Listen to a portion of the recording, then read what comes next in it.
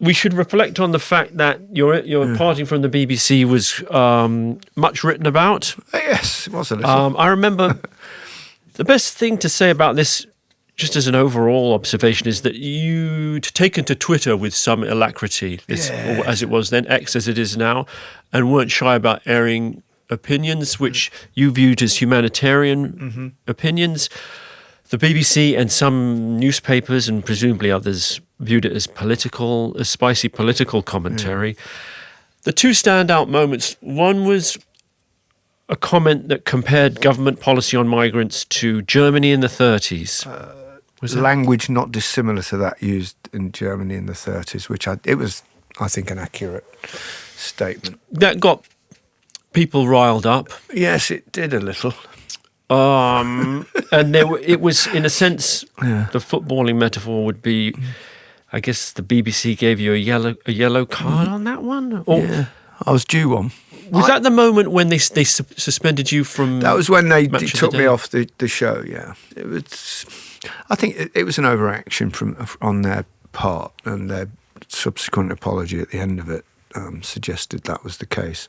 Was that 2023? I don't know. Was it? I remember seeing you shortly afterwards. A couple of years ago, wasn't it? Yeah. At Wimbledon. Yeah, and it was. That's right. It was like the next day or 2 it days was, later. Yeah.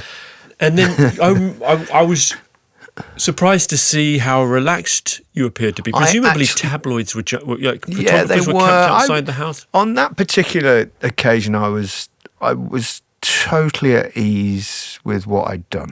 I thought it was humanitarian. Someone was having a real dig at me in a not very nice manner. I responded, and I thought I was factually correct. Some people took umbrage with it, and no one spotted it for a while. But because it was only a little reply, it wasn't a main tweet, and I was comfortable because I didn't think I'd done anything wrong. I don't think it was a particularly scandalous thing to say.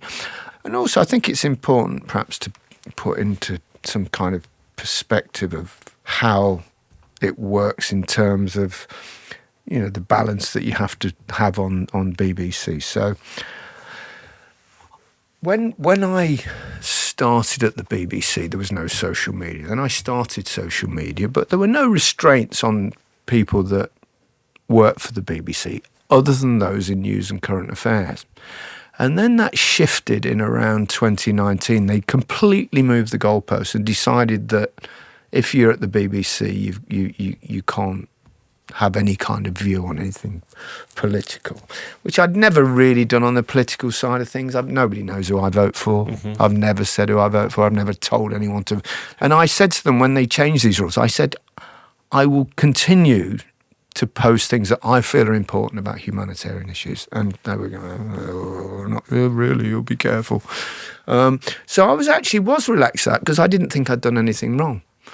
And then obviously I got an amazing show of support from the people that I work with, with Ian Wright and Alan Shearer. Ian Wright and Alan Shearer said, well, if Gary's suspended from Match of the Day, we're not going to do the show. Yeah, Wrighty was first and he did it, and I was in a restaurant in London having lunch and got the news that they'd taken me off the show, which I saw on social media. They didn't tell me personally first, which I thought was a bit strange. And the day before, I was having a chat with a little group chat, WhatsApp group chat with Alan and Wrighty. And I said, I've got a feeling they might take me off the show. And Wrighty immediately went, if they do that, I'm not doing it. In solidarity, I'm not doing Match Today. And I was like, wow.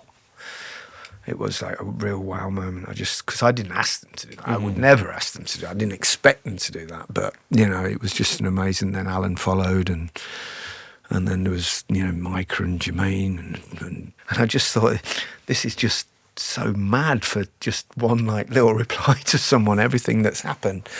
And then with, I had a conversation before that lunch with the BBC saying, we want, you've got to apologise. I said, I don't think I've got anything to apologise. I'm not going to do it. Who do you talk to in that moment? Is it Tim Davey? It was Tim and Charlotte Moore. Charlotte Moore. They were the two that were involved in it. And I get on well with both of them. I like both of them. I understand the pressures that come in. So they said, we want you to apologise. Yeah, I think the BBC's problem in this, and I understand why it happens, I think they're so obsessed with trying to placate or appease or keep happy the Daily Mail type newspapers, and they're doing that to people that would get rid of the licence fee in a heartbeat. They just don't want the BBC because they're competitors to the BBC. And then, from them asking for me to apologise, they end up apologising. So fast forward, a year or a year and a half or so, and you posted an Instagram story or shared an Instagram story. That was totally different. That I felt bad about. From a group called Palestine Lobby, which said Zionism explained in 2 minutes and featured an emoji, seemed to be an illustration of a rat or a mouse. Yeah, which I didn't see, obviously. I mean, I don't think anyone actually believes I would have posted that if I'd Which seen was it. pointed out to you is an anti-Semitic insult referring to language used by Nazi Germany to characterise Jews. Yes, which, obviously I learned about that pretty quickly after that. But that one I felt bad about because that was my mistake. That was my mistake because it was not with intent, but I could see why some people would be upset by that. So I felt bad about and was happy to apologise, which I did. But I think by that stage, I think we're like a marriage with the BBC. We've been together for a long time, and it was starting to run out of love for each other. So, but I'll always love the BBC. It's an amazing, amazing corporation. So that sped up the departure. At that point, sped up the departure. The curtain came down. Yeah, I was going anyway, but we just brought it forward. Thought it seemed to be the sensible thing to do.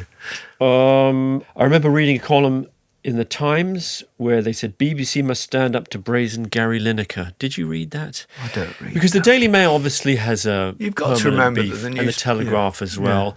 Yeah. And the centrist papers like the Times, or sort of right-leaning or centrist, when they've got the knives out, it's different. And I want to share this with you because it gave me pause. It came from someone who sometimes works for the BBC, professes to love the BBC. And he wrote, to get the job, he, meaning you, gave assurances about his commitment to the impartiality of the BBC. That's not true, though. And he said, it's an interesting, he said he signed up to impartiality as stated and gave repeated undertakings he would honour it. He then serially and brazenly betrayed his word. Who said that? Matthew Side. Well, Matthew Side, he's clickbait, isn't he? So I understand why he said that, but he's wrong. Because obviously, as I explained before, when you joined there was no such thing as social media actually when I started. So that's obviously nonsense. Impartiality only applied to those in news and current affairs. And then as social media started to change, the BBC changed their guidelines, and their guidelines it's not in your contract. There's nothing in my contract. So he's wrong. He's fundamentally wrong, Matthew. And I'm sure he'll apologise when I see him next. Do you know him? I know him vaguely, yeah. And I'm sure he'll apologise, but he probably didn't know that. And I think I always tried to be sensible. Obviously, some people would disagree with that, and that's fine. But I never, ever said what Matthew Said said. I'd never heard that actually before. I didn't. Really? No, I genuinely never, because I don't really read them. And social media was interesting because it came along and people said, when did you start having these views? And I went, well, probably always, but suddenly you've got a platform to share them. In hindsight, would I do it differently? Don't know. Probably not. Well, you wouldn't share that. I would have. Instagram No, story.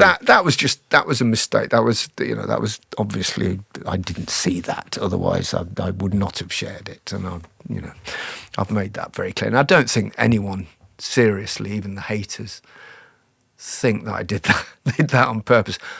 I am stupid, but I'm not that stupid.